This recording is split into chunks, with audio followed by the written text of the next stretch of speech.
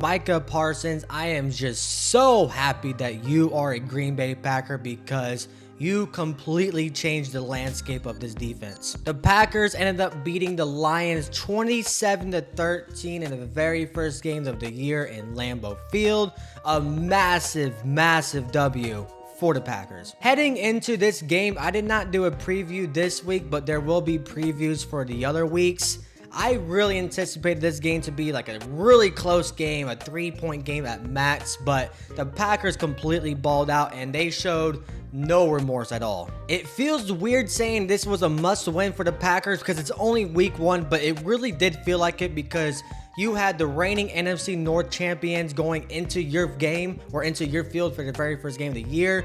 You had to put a statement win out there, and they absolutely did that. We're going to take a look at the stats here in a second, but if you're brand new, a Packers fan, hit that subscribe button because it only takes 2 seconds. But yeah, let's get into it.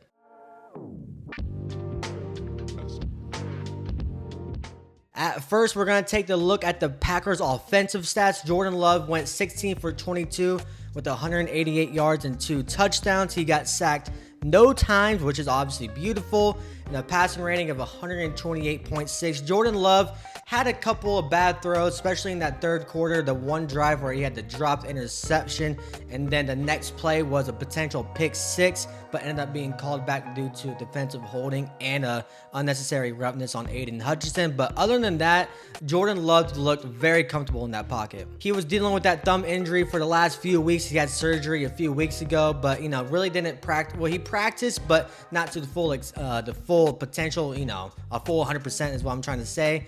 But Jordan Love looked very comfortable. Again, a couple of bad throws here and there, but overall looked really good. I was very happy with what I've seen from him. Josh Jacobs went 19 for 66 with an average of 3.5 and also had that rushing touchdown. But other than that, the run game was basically non-existent, especially in that first half.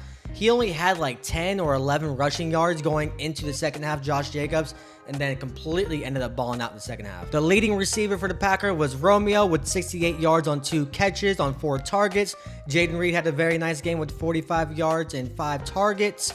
Also had that receiving touchdown, but he was the only one that had to drop that late fourth quarter, I believe it was. It was a sideline throw. Really good throw by Jordan Love, but really hard catch for Jayden Reed, but it's considered a drop because it was right in his hands. But other than that, Dontavion Wicks had a nice game with 30 yards, no drops, which that's the main thing we want from Packers wide receivers is no drops. Matthew Golden had 2 catches for 16 yards on 2 targets. He didn't do too much, but that's okay. We're going to slowly implement him into the season, and he's going to get only better and better, so don't worry about that too much. But the Packers had no overall turnovers, which is always a plus. Also, Brandon McManus went 2 field goals, 2 for 2, and obviously made all the extra points, so the kicker will be never an issue for hopefully the next couple of years because the Packers, the last couple of years, had horrible kicker issues. I do want to give a big shout out to the offensive line because they made Jordan Love look very comfortable, and he just was very comfortable. They only gave up a couple of quarterback hits, no sacks like I mentioned earlier in the video, but this offensive line, the run game looked a little shaky like I said in the first half, but ended up really, helping Josh Jacobs out in the second half. Zach Tom did get hurt with a hip injury. Hopefully he will be okay. I'm recording this on Monday, and as of right now, there's still no update to that. But that's really the only major offensive injury we had on the offensive side. Like I just mentioned, Zach Tom. But other than that, offensive line, everyone looked great in the passing game. I was very proud of them, so I want to give a huge shout out to the offensive line. But for the Lions defense, I felt like they gave up a lot of open receivers for the Packers. They felt like the coverage was terrible for the Lions. Their run defense, like I said, was good in the first half, but really bad in the second half. They only had 2 quarterback hits, which was Aiden Hutchinson and Mohammed. I don't know how to say his first name, but this defense really didn't look good for the Lions, and the Aaron Glenn effect is looking really bad right now. And the time of possession too, the Lions had the ball for like 35 or 36 minutes in this game. They still only scored 1 touchdown, and that was in garbage time. We'll talk about their offense in a second, but defense, definitely a lot of glaring holes. The defensive line didn't look too good. The pass coverage didn't look too good. There's a lot of concerns in Detroit right now. Now, switching over to the offensive side for the Lions, Jared Goff went 31 for 39 with 225 yards, a touchdown and an interception in the red zone by Evan Williams, which was great. He also got sacked 4 times, which beautiful. What's also beautiful for Packer fans is that the rushing game, the talk, like everybody was talking about since Kenny Clark got traded, they're not going to stop the run because Micah Parsons is not a run stopper. Guess what? 2.1 yards per carry against Jahmyr Gibbs and David Montgomery, probably the best running back duo in football. You can't get any better than that. David Montgomery was a leading rusher with 11 carries, 25 yards, 2.3 average. Jahmyr Gibbs had 9 carries for 19 yards. Like, come on, guys. That's like video game numbers. Like, I don't even know if I could do that good on rookie mode in Madden. So I just cannot be any more happier. Rashawn Gary, Micah Parsons, we'll talk about him in a second for sure. Colby Wooden, Devontae Wyatt had a great game in the running game. And I cannot wait to see their PFF grades in a couple of days. Looking at the receiving, Sam Laporta was their leading receiver with 79 yards on 6 catches. Amon-Ra St. Brown had 45 yards. Jahmyr Gibbs had 10 catches for 31 yards, so did pretty good in the pass game with at least, covering with Jahmyr Gibbs because he's a very good receiving running back. There was a couple of glaring holes in the Packers defense too. Overall, it looked very good, but definitely the linebackers covering did not look good because Sam Laporta seemed like he was open every single time in the middle of the field. And that's great because, well, not great, but that's great that that's the only issue instead of like blowing them out on the top, like a lot of juke moves, getting what I'm trying to say is that glad that that was the only issue was that we only gave up 5 to 10 yard catches down the middle. The linebackers technically needed to improve there. They didn't go deep at all. I felt like they only went deep one time, but I'm glad the Packers kept everything short because the Lions could not do anything with the ball. Jake Bates, we're going to mention another kicker, went 2 for 2 in the field goal game. His longest was a 30-yard field goal. Also made the extra point, so good game for both kickers. But yeah, let's talk about this Micah Parsons dude. Micah Parsons was only on the field for 45% of defensive snaps. It was like 26, 27 plays. He had 3 pressures, which is good because he was also going up against Penei Sewell, who is a top 5 tackle in the league guaranteed. You can argue a top 3 tackle, and he just dominated against him. Like I said, 3 pressures. He had 1 total sack, which was in the 3rd or 4th quarter. I can't remember. I think it was the 4th quarter. But Micah Parsons, this back issue just looked like it's a complete hoax by the Cowboys.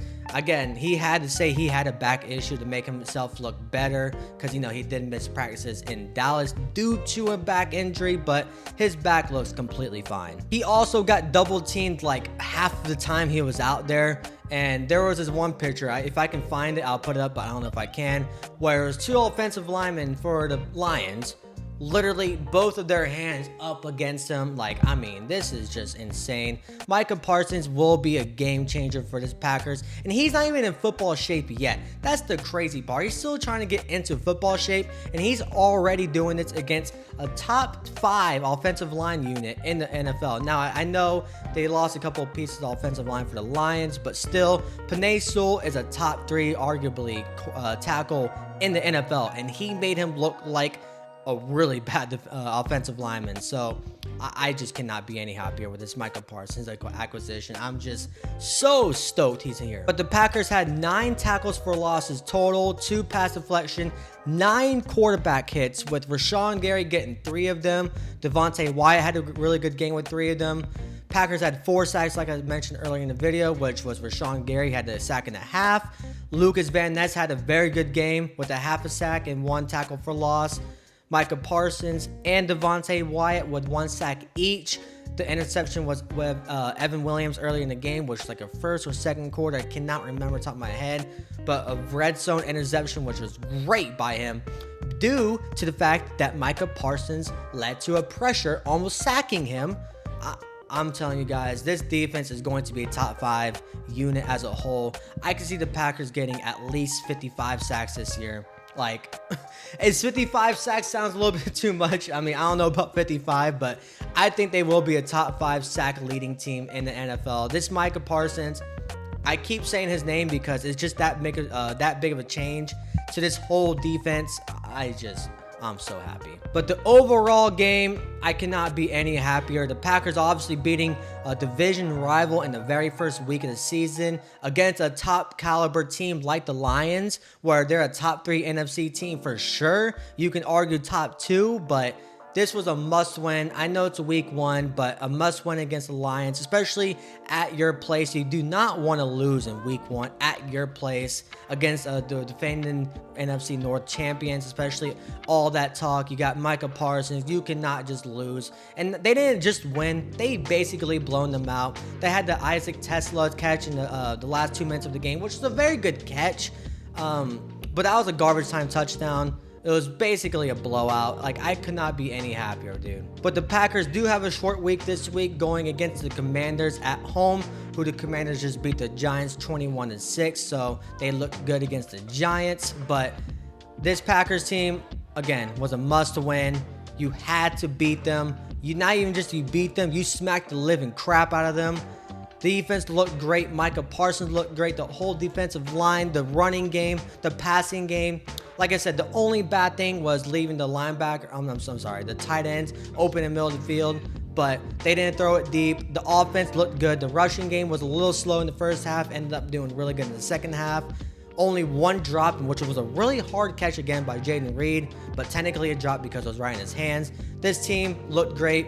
Not too many penalties. There's a couple of special team penalties, but that's always going to happen with the Packers. They're known for that. They're like the worst in the league with penalties. But I'm so excited for this season. We're only the first game in, and we're definitely could see this team as a Super Bowl team for sure. But that wraps up this video. Let me know how you feel down in the comments as a Packer fan, as a Lion fan, as an NFL fan. Let me know and hit that like button. But I'm out of here. Deuces.